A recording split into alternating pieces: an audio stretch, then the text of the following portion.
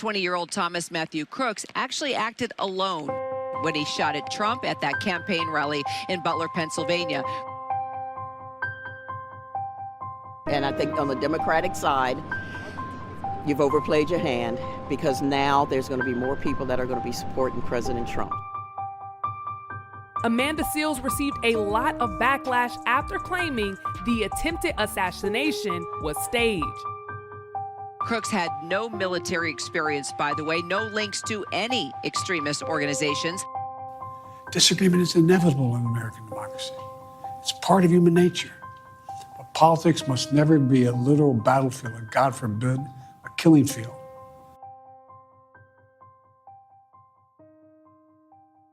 Okay, so I guess we should probably start with how much have you heard from the news about the attempted assassination of Donald Trump? Well, when I first saw it, I was just shocked. I mean, to me, it was like space shuttle explosion when I was in the 4th grade. Shocked. Yeah. And then I saw the picture. And the reason I bring that up is the first thing is, so I started just combing the internet to answer your question and reading everything I could. And it was all duplicate. There wasn't a lot of information, so it was frustrating. I think that is it is one of those moments where you're going to remember or misremember, if you're Freakonomics, where you were when it happened. They proved a lot of people actually don't remember in the long term, but I get to say that I remember where I was because I was at a family reunion over this weekend, and I was with a family reunion with my fiance's family. So it's like I'm having to keep track of names and learn new people every time I go to one of these huge functions. And so while we're talking to people in line for brisket, it's a Texas family, people start whispering, and Rachel's father nudges me and he says, "I think the president might have gotten shot." And I was like, "What?" and I was like, "Which one?" And then he's like, "Well, one of he's like Trump might have gotten something might have happened to him." And at the time, they didn't even report that he had been hit by a bullet. They just reported that he had been rushed off stage and that he had been injured. And then, of course, the news started coming out about what happened. Well, they wouldn't say, but then the flowing of blood. See, that was weird to me because I do security work at my church, right? And we always practice things if someone was to shoot the pastor. And we have these drills where one person takes it's bodyguard 101. One person takes the celebrity out of the picture. The other one goes after the shooter. And and no one does anything, and you protect that person, and the Secret Service jump in front of the bullets. It was obvious that he got shot because you could see blood. I mean, it almost looked like a cartoon. Yeah, it couldn't have been true, right?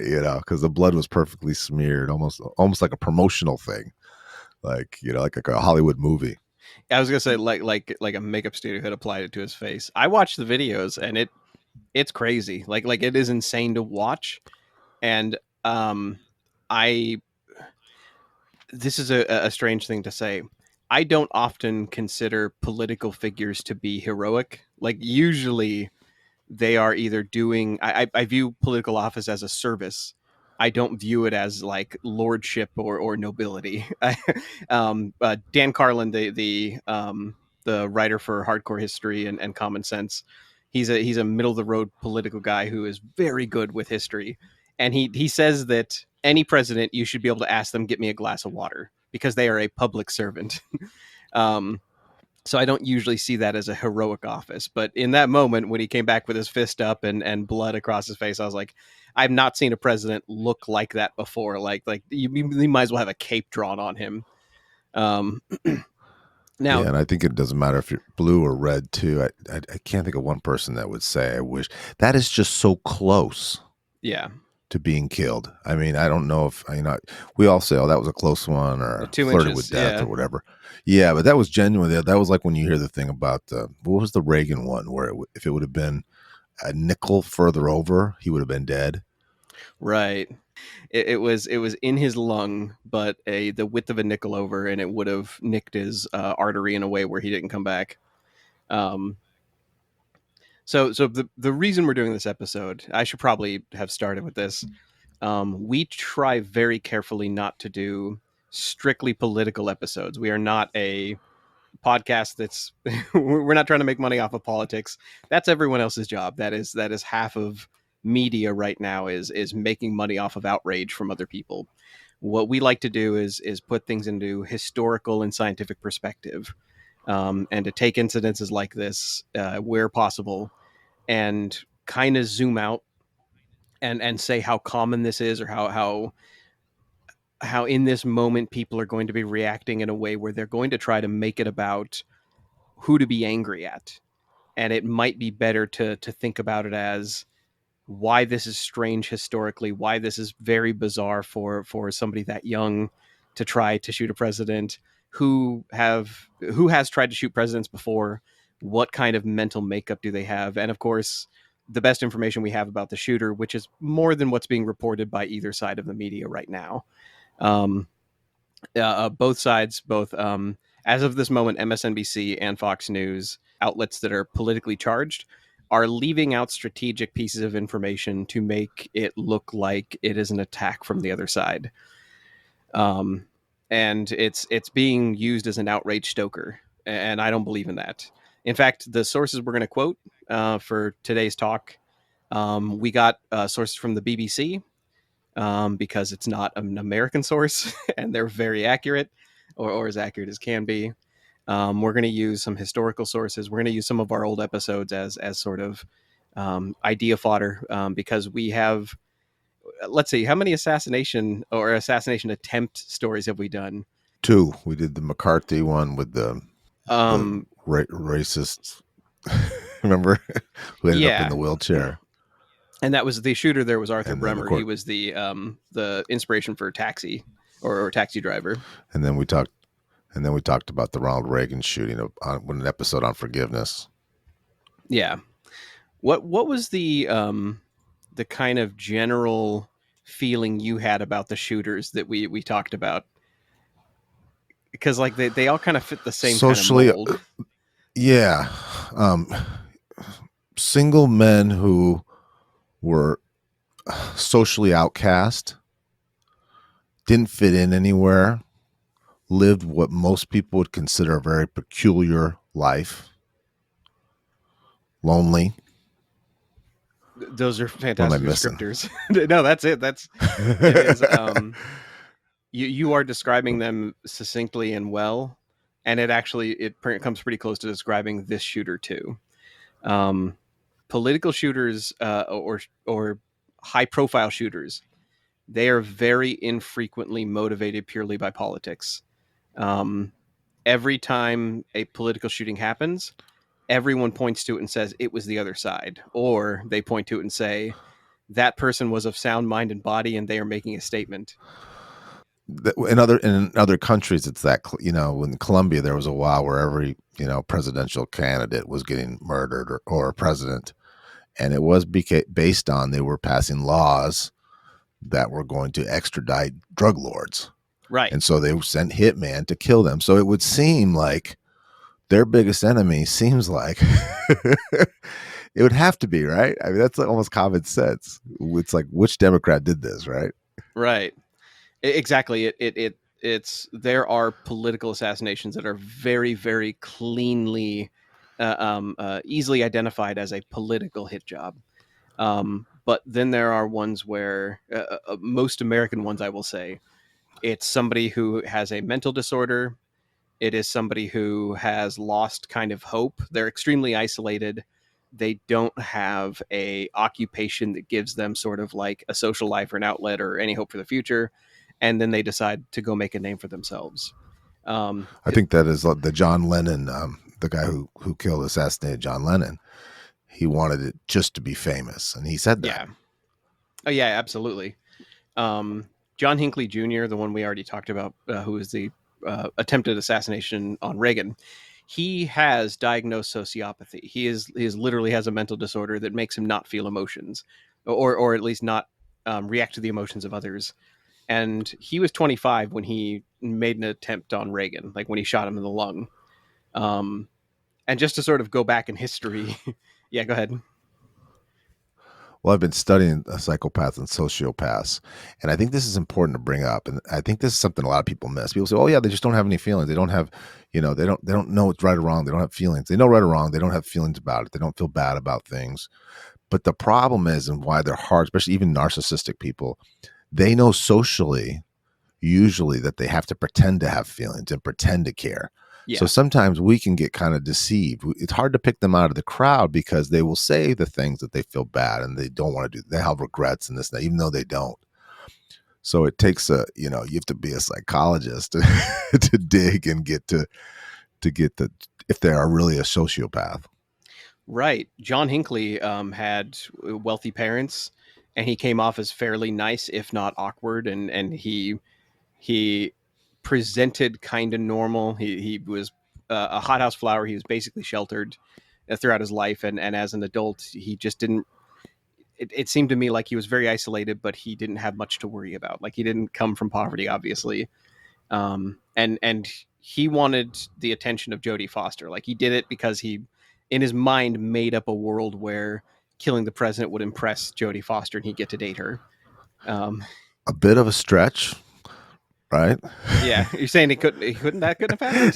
Instead of just asking, and he already tried asking her out and all that. So he thought, well, assassinating the president, that'll do it. Well, that's what you do. First, you try a cardboard Valentine's card, and then it's assassinate a president.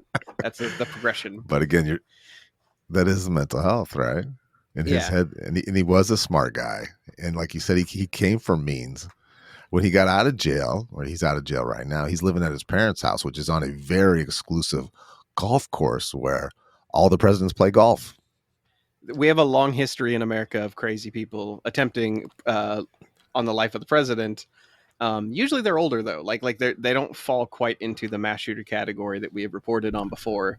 Charles Guiteau, he tried to kill he did assassinate President Garfield. And he had schizophrenia. Like he was, he shot the president and then was like, okay, now I'm going to be freed because of my political connections, and I'm going to be made like ambassador of France or something like that. So like he had convinced himself that he was due for a promotion after he shot the president, and that he was, by the way, that was not a position that existed. There wasn't an ambassador to France in that era, or at least that wasn't something that was open. So it's kind of like McKinley. He had made up his own sort of world where this made sense to him. Did you know that two different people tried to kill Gerald Ford? No. In the same year, too. Jeez. Well, security was a lot laxer then, though, too, right? Right? Yeah, I guess that is, maybe that's why we have less and less political assassinations or attempts, because we're just getting better at security slowly. Well, there's more people in the world. There's more people to offend, and there's more fame almost with it, right? It would seem like it would be something that would be on the uptick. All the other public shootings are on the uptick in our country, right? School shootings, church shootings, mall shootings. Well, that's okay. So you're driving us into the point I was kind of trying to make, is all of these people were older. Charles Guiteau was 39. Both of those women I was mentioning, one was 27, the other was 45. Samuel Bick was 44. All these people were older and very irrationally delusional people. We're now getting into an era of most shooters are. Todd and I did an episode about.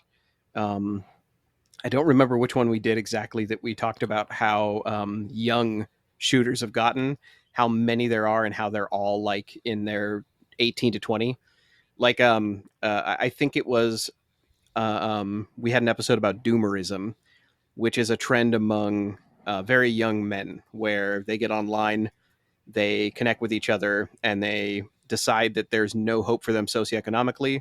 The average starter home is up to about $500,000. There's not a job they can get without a serious college degree that will pay them a lasting income. So it's like we had an episode all about doomerism, and it was when I was studying the national statistics from the Institute of Justice, and this was to re-up my my investigator's license.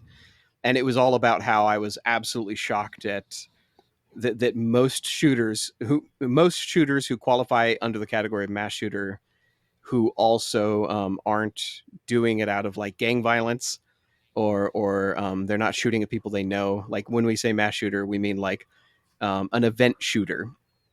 So many of these are young people, extremely young people. The bulk of them are young. The bulk of them have delusional thinking. The bulk of them have this sort of doomerism mentality, and have posted on social medias where that's encouraged, like 4chan. So like they've gotten it in their heads that there is really no future for them. Older people have taken it from them, and they're just going to go out and make a name for themselves in the worst way. I think there's parallels with suicide bombers in the Middle East. You'll see them in a certain age bracket where economically there's not, it's a pretty bleak life they have. Right. Education level lower, and then seeing that this is a way of having, for whatever the rewards of heaven, Right. It it's takes a suicide of sorts. Like this shooter was killed, but even if he wasn't killed, it's certainly life in prison. Right. The average age of a suicide bomber is between 18 and 23. And they're usually targeted for recruitment because of their susceptibility to indoctrination. So, but they're chosen by the group, like they're preyed upon by a political group, right, and armed literally with a vest. They're manipulated. They're manipulated and trained and and prepared. That is different if you're stewing away in your parents' house in the basement. Right. Well, and, right. Instead of being indoctrinated, getting organized. Yeah. Instead of being indoctrinated by a group of older men, resourced, who tell you that you're going to be a hero for doing this, and who tell you that this is your only path forward, but you'll be remembered and all that stuff. Instead of being indoctrinated that way, you hear all that stuff online from other people who are in the same boat as you, other young people who are also doomers and have decided that there isn't a way forward. We don't know for absolute certain that Thomas Matthew Crooks, the shooter who tried to kill Trump, we don't know for certain he was in this doomer culture, but he fell into a lot of the he slots into the national statistics very easily.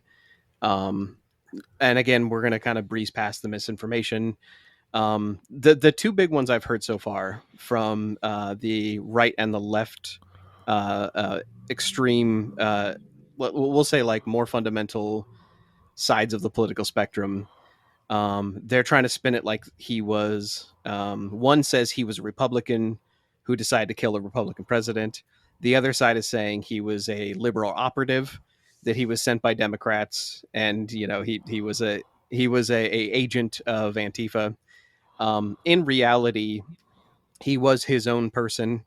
If you go and look through his records and you look through his sort of like history, he wasn't like tapped by the deep state on either side.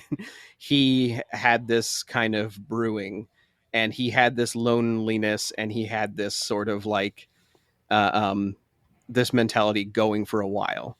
And that's what the BBC has in their articles. They actually have interviews from classmates. They have information about his parents and family. We've looked into the demographics of where he lived and around him, and it really, really feels a lot like John Hinckley, the man who tried to kill Reagan, to the point where like I was taken aback by how many similarities there are so far. So, do you think his family, and I know that they wouldn't say or this, do you think these antisocial things they've probably seen throughout his life and were concerned about? Absolutely. That's in here. So again, we will, we should start with dispelling the things that political sides are saying. There's the claim that he is a active Republican. He's a registered Republican, which is true. But as far as his quote unquote Republicanism goes, he never voted in the primary. He was too young. He was only 20. He's only been able to vote for 2 years, and so one claiming that he is a you know a full on Republican, probably not completely true. He's young. He's too young to really have deep roots. Then there's also the claim that he is a liberal operative, and that is based on the fact that he donated to a liberal campaign called Act Blue in 2021, so like a year after he graduated. But he only gave a $15 donation to that group, and it Not exactly a was core value, right? no, not really. Could have been to get a free something or something. Yeah, it felt to me like he was dabbling in politics. I mean, like obviously he got fully indoctrinated in the meantime by the time the shooting happened, but we're talking about somebody who, yeah, donated $15 to a liberal group and had been a registered Republican when he was able to register. And one of the quotes about him being a sleeper agent, or that he was secretly a Democrat, that's already been debunked, and I wasn't the one to do it. BBC got the interviews from his classmates and friends. So Mac Smith is somebody who took an American history class with Crooks, and he spoke to the Philadelphia Inquirer and said that he was definitely conservative, that they used to go in mock debates in school with each other. And he said that the majority of the class, and we'll talk about why the majority of the class was more liberal, but they said the majority of the class would take the liberal side of issues, and that Tom, in quotes, Tom, no matter what, always stood his ground on conservative values. So he and then the same person that they were speaking to, Max Smith, said it makes me wonder why he would carry out an assassination attempt on a conservative candidate. Well, but for all intents and purposes, he values wise and thinks, even if he didn't vote in the primary because he was too young, is because he's red and he's Republican. You would think that would you would have think, because of what a brash president Donald Trump was, and he has people have strong feelings about him, and he's confrontational. Yeah, I think it would safe to say that most likely it would have been a very liberal person, right? Or at least an anti-government person. that's fully what I expected when I heard this news. I again, I spent many years as a libertarian and have a lot of conservative values. I expected it to be a liberal, like a full-blooded, full-throated liberal supporter, and I figured it would be somebody older who had like marched or something like that. Like, but no, this is a very young kid who looked like he was dabbling in politics for quite a while, but that can't be the level of fuel you need to get into something like this. Like when you think about it, the amount of motivation you need to go try to shoot somebody in public like this, you can't just be a dabbler. Like it can't just be you put $15 into a liberal pot once, or that you registered as a Republican but you never voted in the primary. Like those are lukewarm assertions at best. The idea that he was an operative on either side sounds ridiculous to me. What does sound way more plausible is the John Hinckley answer. It's the taxi driver Arthur Bremer answer. The answer of, this looks from the outside like a very lonely person who spent a lot of time indoctrinating himself online and wanted to be famous. And there's some evidence of that, or quotes that we'll go through, which tell us more about that, or more about his psychology. Starting with, he came from the Bethel Park area in Pennsylvania.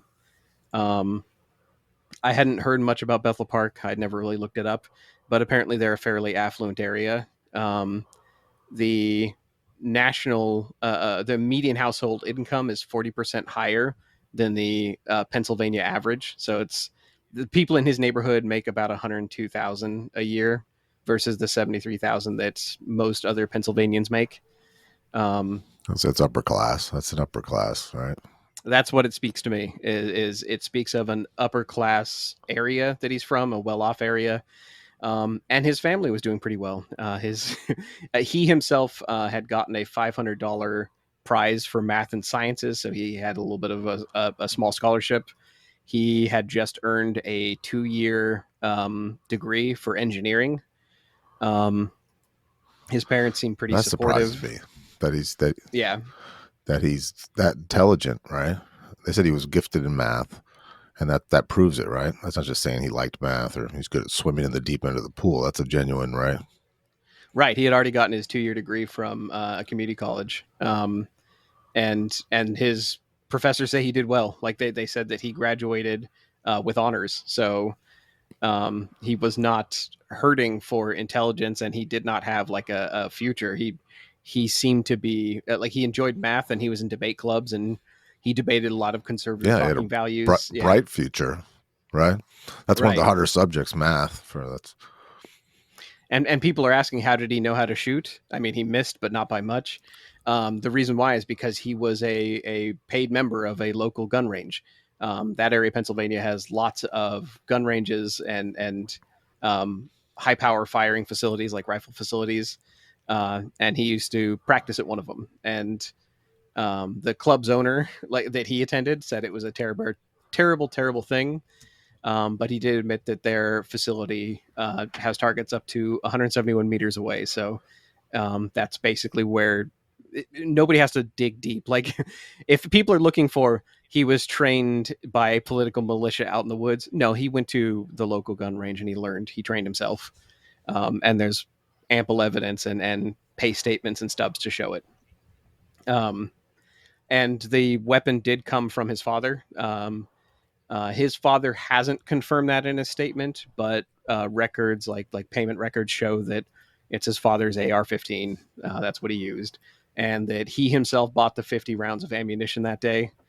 So it all points to a level, like I said, isolation and loneliness. And that's also the quote that came from a lot of his classmates.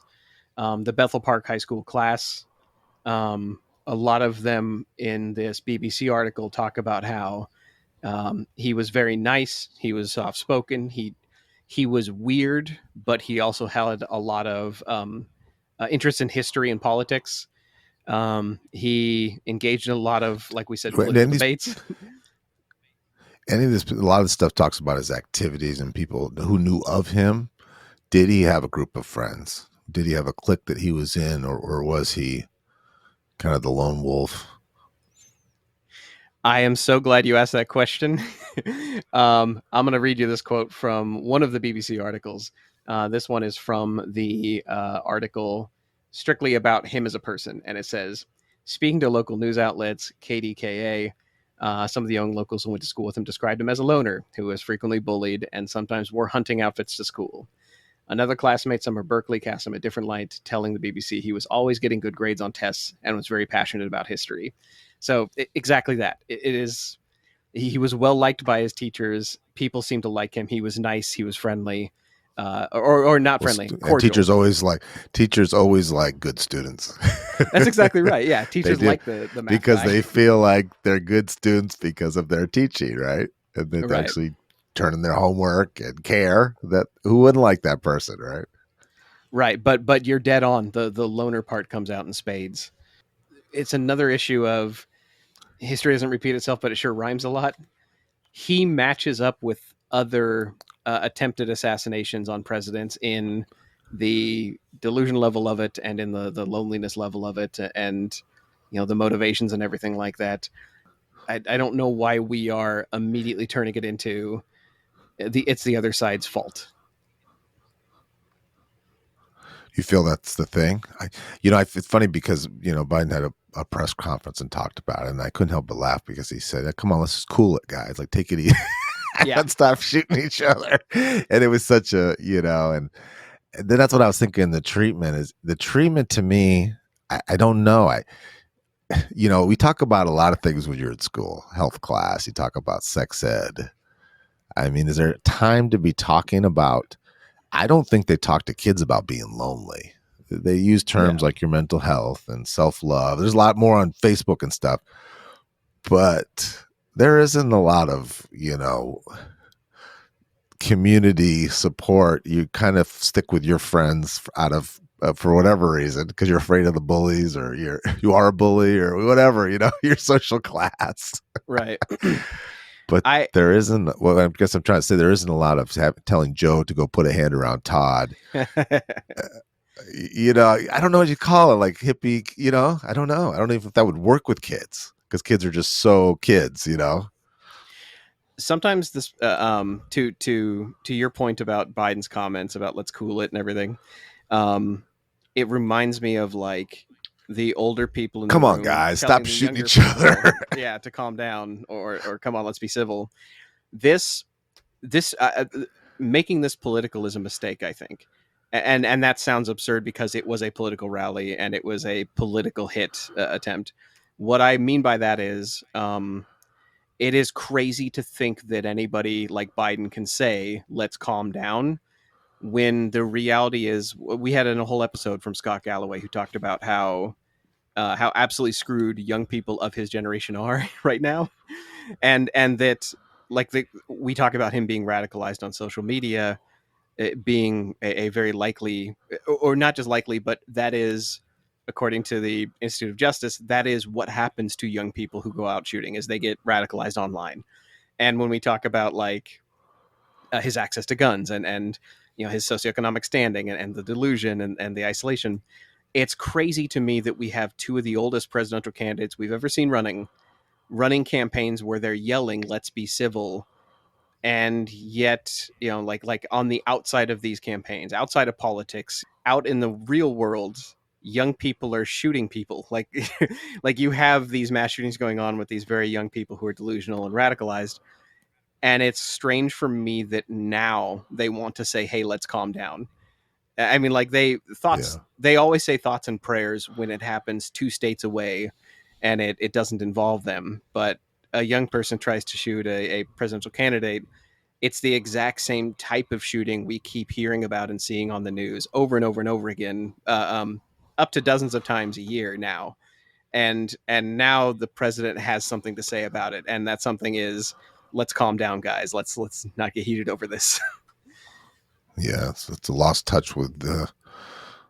Well, and I think that age group, you are looking for a strong cause, and to figure out what your beliefs are.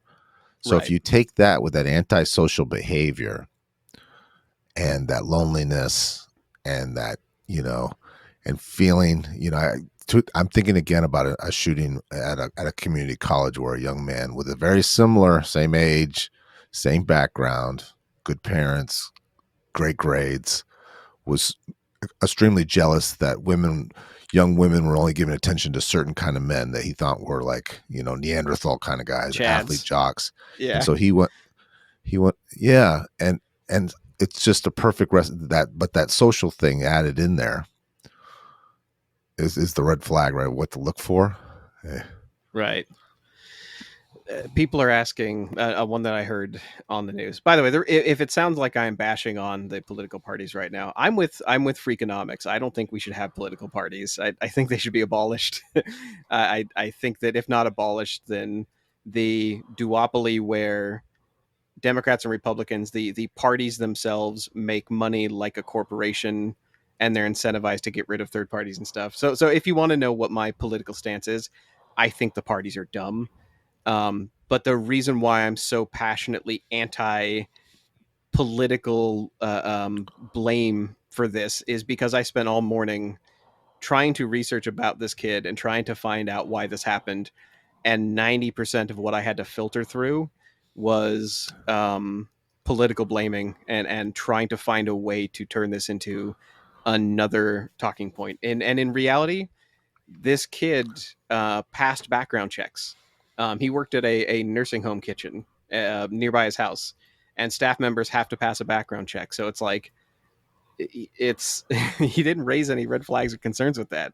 And then, like I said, he got his gun from his father. So I don't know what people want politically about, like, why didn't we filter out this, dangerous insert political party operative with this word? It's like, no, it's what you said. He was lonely, and he wanted to like you also mentioned finding their identity and finding their politics. That's what it felt like he was doing before things got radical. And I'm sure that this is not the only attempt that either him or the president have had on their lives, or at least in the planning stages, right, through their careers, and even before he's in politics. If you, that's part of being famous, is people are going to hate you that much. And this looks like it's not even a hatred thing. This is just an attention thing. And so if you're getting the most attention, killing you would make them, in their twisted, distorted brain, significant. Yeah. The idea that you're that young and you don't have any social capital. It's terrible, though, isn't it? With somebody and to do that, to try to kill somebody else, and then to ruin your parents' life, end your life for nada, Yeah.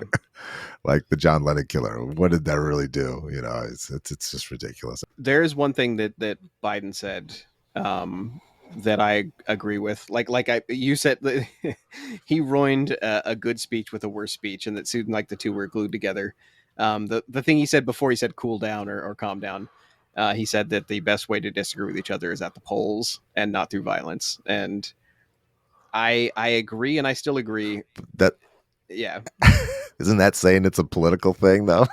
Right. Well, that's what I mean, is like, if you want to prove each other wrong, do it through political means. This doesn't prove anything, and it's not even that political. Like to me, this is obviously mental health, and this is obviously a young person who is very lonely, and he falls into the category of these 7 or 8 other assassins or attempted assassins on American presidents. We've had a history of them. There have been attempted assassinations. There will be assassins and attempted assassinations in the future. They will continue to be young, lonely, confused, usually men who have mental health issues. And we'll probably do what we are doing right now. We'll probably blame the other political side, even though years later it will come out that they really weren't that politically involved. They'd given a $15 donation here and attended a rally there, but they weren't a dyed-in-the-wool insert political party, and that in the end they just wanted a name and they wanted some recognition and they weren't getting it.